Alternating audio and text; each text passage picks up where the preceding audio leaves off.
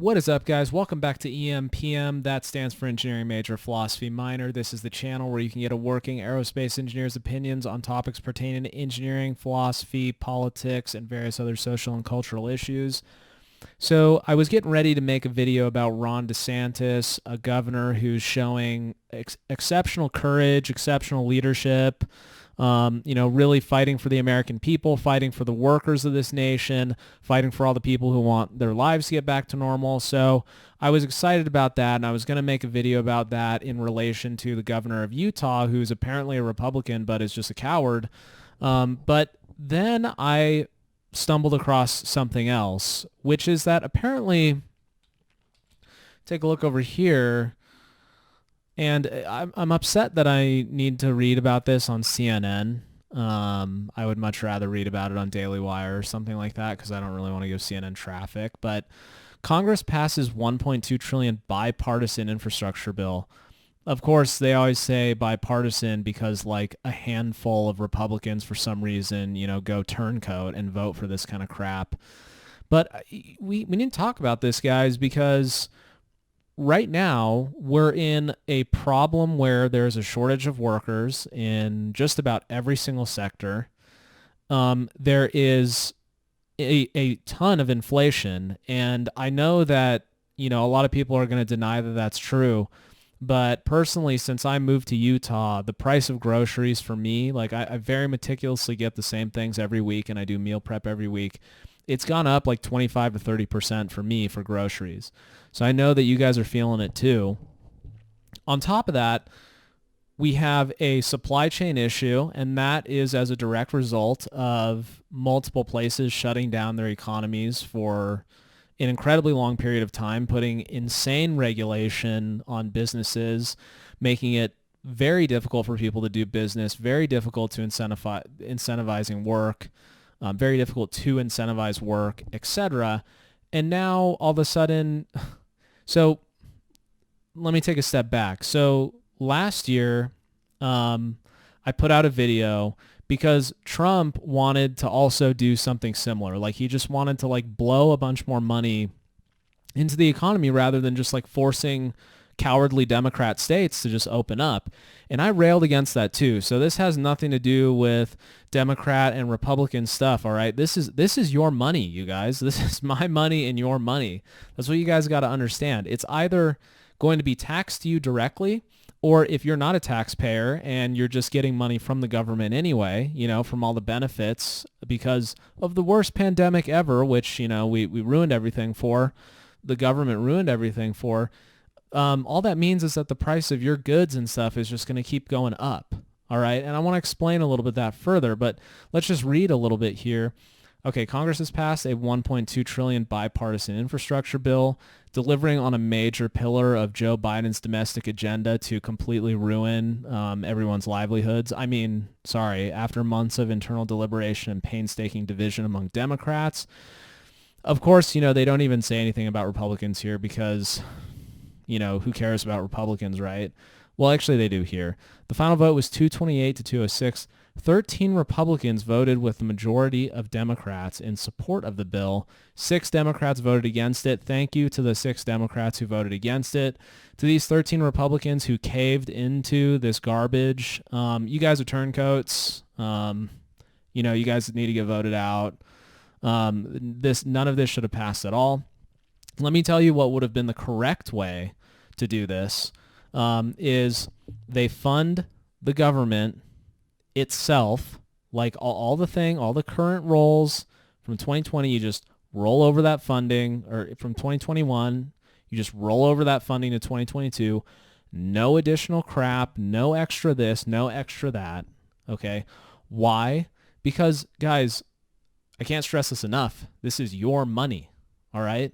Again, it's either your money through taxes or it's your money through paying higher costs for goods and having inflation go out of control. Pick one. Which would you rather be?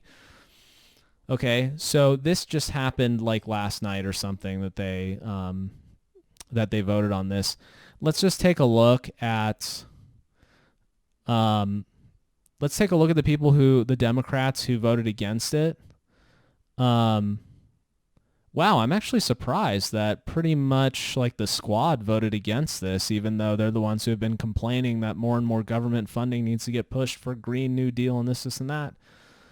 Well, I don't really know what their strategy is here with voting against it, but I guess thank you to them. I think they voted against it because they wanted it to be even more money.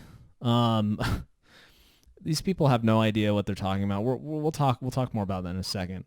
Let's see here. Don Bacon of Nebraska, coward. Brian Fitzpatrick of Pennsylvania, coward. These guys, coward. I am so happy that I didn't see like someone on here from Utah, because man, I would have just lost it, dude.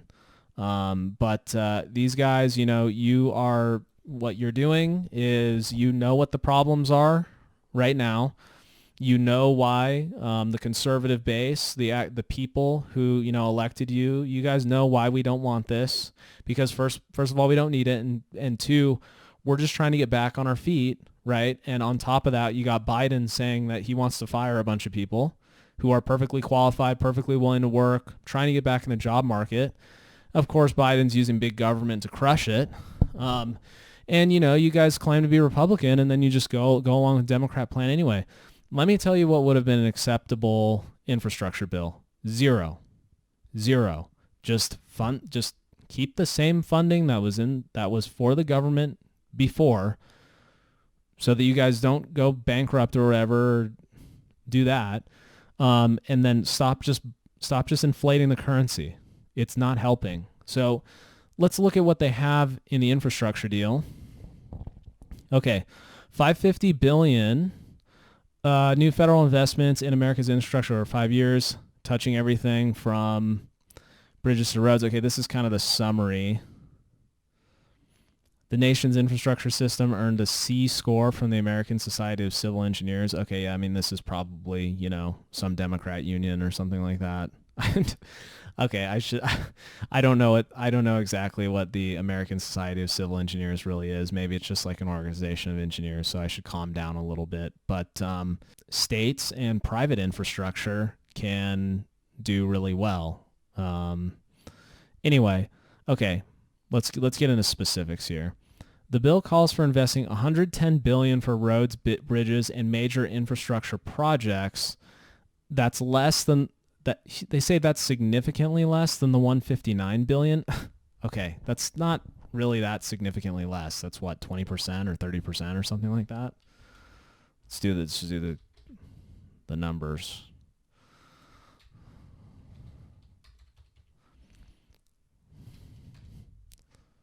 31%. I mean, who cares, right?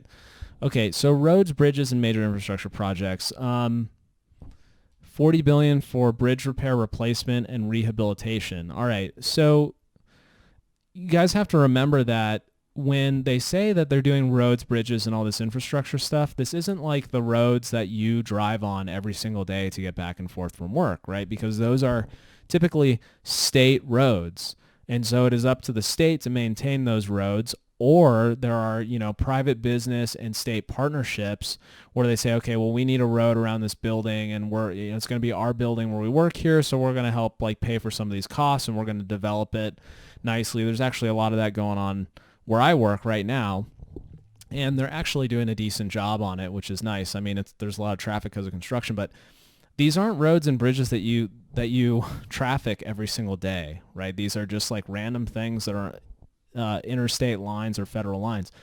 Now, let me say, I have driven a lot of miles on the interstate highway system, and it's totally fine. It's not like you're rolling down and, let me tell you about driving in San Diego. There's potholes everywhere, right? There's a huge problem with government funding going into infrastructure in California, because the money is so poorly managed, and it is completely inefficient how they contract people, and they get subpar contractors. The roads in San Diego are garbage, okay?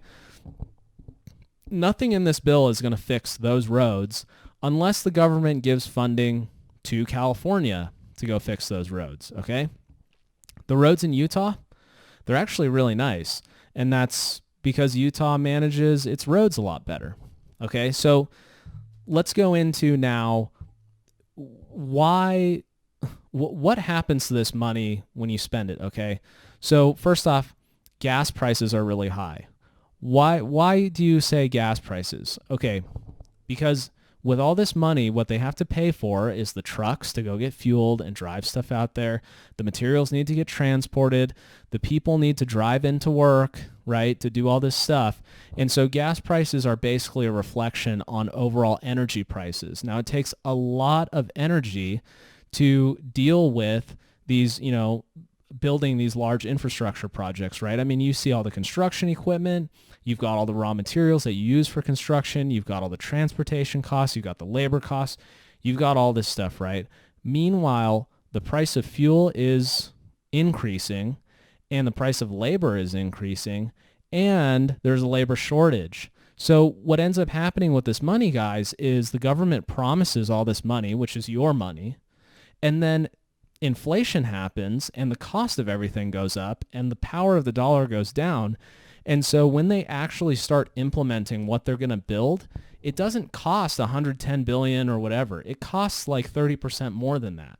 So in reality, it's going to cost effectively probably 159 to somewhere around 170 billion for this. Okay, you guys got to remember that. And also, the roads and bridges, like the interstate stuff, is not that bad. We could go another couple years without fixing it so that the economy itself can get back on its feet, okay? 16 billion for major projects that would be too large or complex for traditional funding programs, according to the White House. Why don't you give us a breakdown of what that is, right? What does that mean? The investments would focus on climate change mitigation, resilience, equity, and safety for all users, including cyclists and pedestrians. What does climate change and equity and safety have to do with cyclists and pedestrians? It has nothing. How are you going to mitigate climate change when literally every single process that goes into improving a road requires insane amounts of fossil fuel usage? It just doesn't make any sense. Money for transit and rail, $39 billion to modernize public transit, according to the bill text. Okay, guys, rail? Why would I take a train, that is going to take me multiple days to get from one side of the U.S. to the other when I could just take an airplane? Right? Now, okay, why is airfare so much more expensive than rail then? Because you'd think it would be less expensive because it's less time. And theoretically, it's less infrastructure, right? Because you just buy the plane and then the sky is open. Oh, yeah, because of the rising fuel costs, because we used to be energy independent, but now we're not energy independent. And, Biden wants to say it's a super complex thing that no one understands, but it's actually kind of just fundamental supply and demand here, right? Meanwhile, you've got the Biden administration talking about vaccine passports in order to fly and certain states restricting travel. And, government restricts this, government inhibits that, government does price and wage control on this. And all of a sudden you have these skyrocketing ticket prices. And let me tell you this, guys, if you want to fix transit, all you got to do, like if you want ridership to go up and there to be more money, get rid of the masks. I promise you, the second that you say people don't have to wear masks on airplanes, on trains, on whatever, you're going to see a ton of people using it again because most people are just going to say, I just don't want to deal with this. I'm just going to take my own car. Broadband upgrade. The bill would provide a $65 billion investment in improving the nation's broadband. What is the nation's broadband? All right. My internet right here is from a private company, and it's great. It's fiber optic internet. It works super well. Now you might say, well, Alex, there's all these places that don't have, internet service providers. Well, that's why we have private companies that have satellite internet. So what is the nation's broadband? Oh yeah, that's probably all the random networks and, secret networks that, the government funds for whatever it funds for. It's not, you guys have to understand that it's like all this stuff is the end user is not you and me when it comes down to it. The end user is the political points that people get for passing crap like this. Upgrading airports, ports, and waterways, $17 billion in port infrastructure and $25 billion in airports to address repair and maintenance backlogs. So, when Ron DeSantis announces that he's opening all his ports and all these ships are just going all the way around the Panama Canal to Florida and Texas and Georgia, well, why do you need to upgrade? Why do you need to upgrade those ports? They're working. What you actually need to do is get rid of all the excessive regulation that stands in the way of the ports operating efficiently in California. No, you can't do that because you're a Democrat, and if you go against, the Democrat agenda in California, then it actually works, right? If you go the other way, then you just proven yourself wrong. Guys, all these people do when they spend your money is they're looking to score political points, okay? And it's really unfortunate because, how do you score political points? Well, it's in the people's eyes. It's what the people perceive of you. Those are political points. And so all the Democrats think like, oh my God, this is so awesome. Yeah, I'll pay a little bit more taxes for this and that because like I have my nice coding job here at Google. And then all of a sudden it's like, well, God, why is everything so expensive? And why is the housing cost so high? It's because of crap like this. Look, like people don't get this, but laborers are consumers too, right? So when you start inflating the cost of labor, you're going to inflate the cost of the consumer. There's no way around it. It's supply and demand. Here we go. Electric vehicles. This is what everyone was really interested in, right? The bill would provide $7.5 billion for zero and low emission buses and ferries, aiming to deliver thousands of electric school buses to blah blah blah. Who cares, dude? By the way, when you look at like a lot of the, more modernized transit systems in big cities, guess what the buses run on? They run on natural gas. Why do they run on natural gas? Because it's got a really awesome energy density relative to oil-based fuel products. And so you can, get the same amount of power and, drive the same amount of passengers and even have larger buses that can drive for longer distances more efficiently off of natural gas. But guess what, guys? That's a fossil fuel. So this is just going to go directly against, it's going to be electric school buses, so it's going to be environmentally friendly. Look, man, you're either going to burn the natural gas in the bus itself or you're going to burn the natural gas at a power plant. Or what you're going to do, improving power and water systems, $65 billion into new power lines, but expanding renewable energy, guys. Guys, renewable energies, also known as unreliables, are the most expensive forms of energy. Now, you might be looking at me and being like, well, dude, like, yeah, you think that like it's all about money to you. It's all about money to you. Guys, this stuff isn't even going to make your life better. What do you need to produce renewable energies? You need fossil fuels. You got to mine for gallium, you got to mine for yttrium, you got to mine for cobalt. You have to mine for all these precious metals. How do you mine for it? Fossil fuels. Where's that mining done? China. Why is that mining done in China and not here? Because we have those, copper, iron. We have those things here. Why is it not done here? Because of the same exact environmental regulation that you guys are funding by introducing infrastructure crap like this. Okay? And then you got to process all that stuff. What do you need to do to process all that stuff? I encourage you guys to look up. There's plenty of really cool videos of like these giant steel forging things and, or like carbon fiber processing and robots and layup and stuff like that. How do you think that's powered, you guys? That's powered with fossil fuels. Now you're going to say, well, Alex, I heard of a steel mill in China that has an electric furnace. So obviously you can melt steel and forge it with how do you think the electricity is produced to heat that coil? One way or another, you need to put X amount of joules of energy, right? Or X amount of watts of power into heating that metal up. So either it's going to come from you blasting it with a blowtorch, or it's going to come from the power plant blasting a blowtorch to spin a turbine and producing that power. You're not going to do that stuff with a solar array unless you want the solar array to cover half the friggin' planet. I mean, I know I'm exaggerating a little bit, but guys, think about this stuff, And again, $65 billion to rebuild the electrical grid. Well, which electrical grid sucks? Oh, it's the one in California that they've neglected for so long, even though they have the highest taxes in the nation. So what are you're going to pay $65 billion to California and New York because they couldn't figure out, with the highest taxes in the nation, how to fix their power lines and then cause forest fires. And by the way, all the forest fires from California, all the smoke blew over Nevada and into Utah. Here we go. How will Congress pay for it?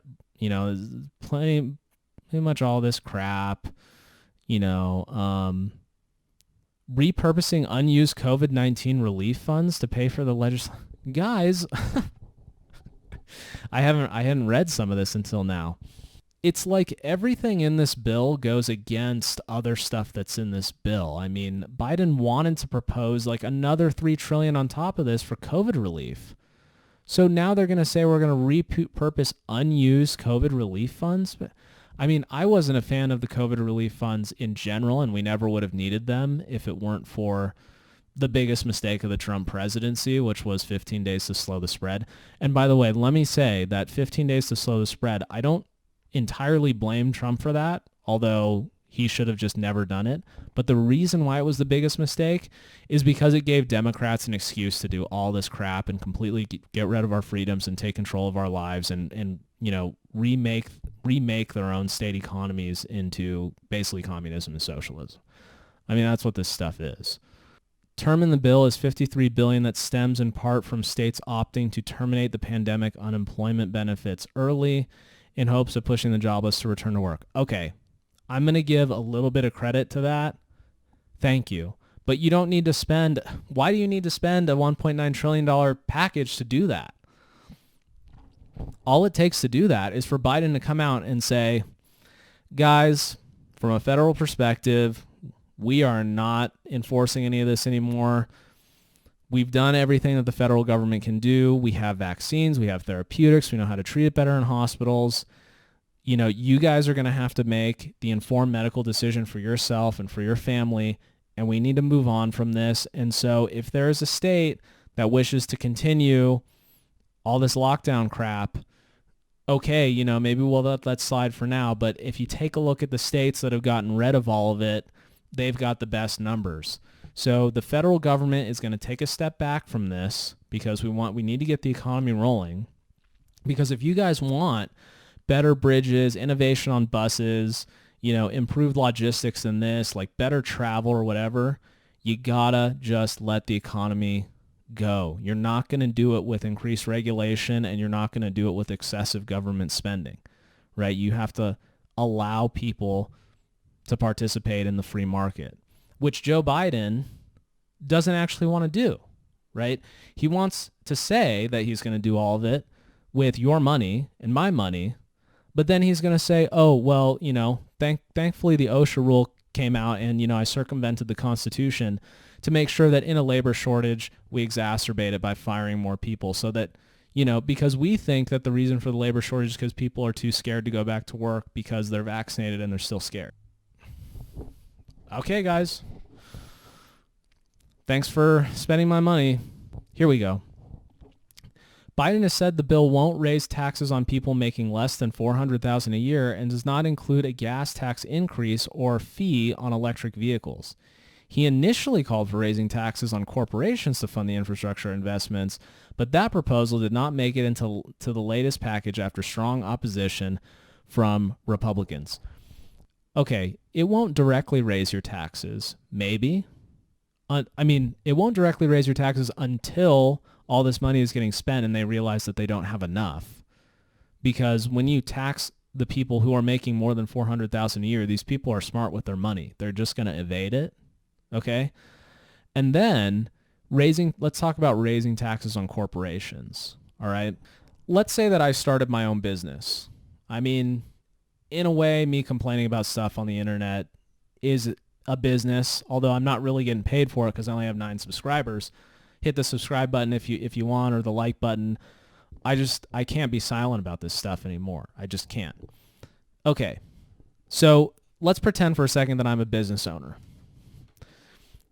Here's my keyboard. This is part of my corporation. How do I tax this? Right? Let's say I use my phone to do work. How do I tax my phone? How do I tax the webcam? Okay, let's take this to a different example. I work in engineering. We work with a number of machine shops and weld shops and things like that who build parts for us, 3D print shops, raw material producers, steel mills, precious metal extraction, etc. So they use machines, right, to do a lot of that stuff. And how do you tax a machine, right? A machine doesn't make you dollars. It does in that it adds value to your process, but the machine itself doesn't have money that you can just take out of it unless you sell parts from it, right? But then if you sell parts from it, it won't work. So you guys need to realize that taxing corporations ultimately means taxing you.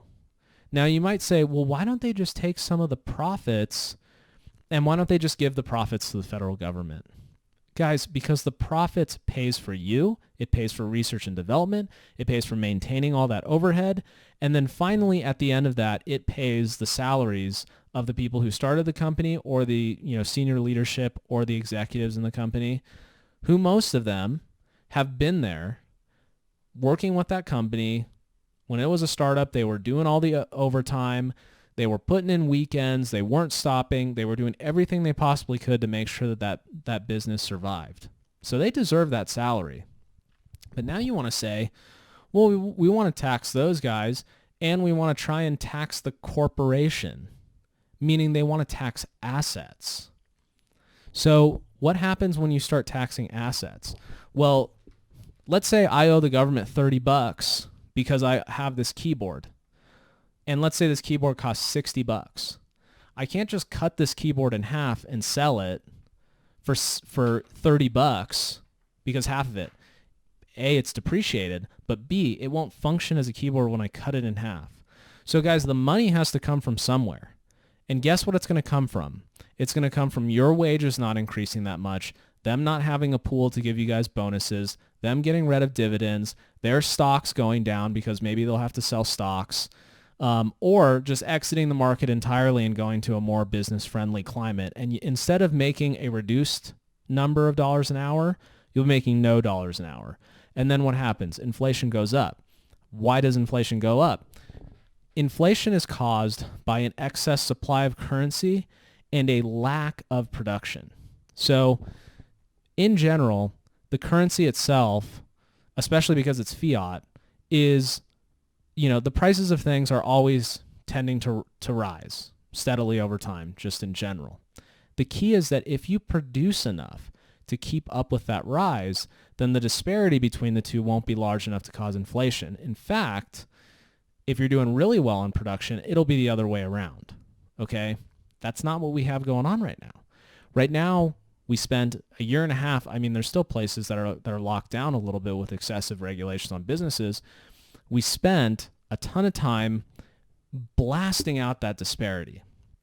So we are not producing crap, yet we're still spending money. So the currency is increasing. We're not producing anything. That means there's shortages. That means prices go up. That means the currency gets less valuable from prices going up and because there's more of it just by normal relation of supply and demand. Here we go. Now we're just going to spend more money and a bunch of Republicans. But I mean, guys, get ready for serious problems, I mean, I was going to say this in another video. I probably will again. I got a second job. One, because I feel threatened by these vaccine mandates. I mean, guys, if you let these vaccine mandates get through, they're going to mandate boosters. Third one, fourth one, etc. You might think like, oh, I'm all good because I got 2 shots. No, man. If you let them get away with this vaccine mandate, they're never going to stop. You got to stop this now. Okay? So then you're not working because of that. And then all the costs of everything is going up. And then the stuff that they promise in this bill can't get done because the cost is too much and they run out of money. This is what always happens with government stuff. Trust me, I have worked with the federal government for a really long time. And I know firsthand that it tends to get pretty wasteful. Okay? So, guys, just think about it, man. You guys can comment below and be like, oh, you're wrong, you know, this and that. Okay, I welcome all those comments. But just, I mean, you don't, look, then don't believe me. You know, just wait and see what happens. See what happens with your own paycheck and how much you're paying for things. And then you can come back and leave a comment. And if I'm wrong, tell them that I'm wrong, you know. But guys, this is a mistake, okay? We'll catch you guys in the next one.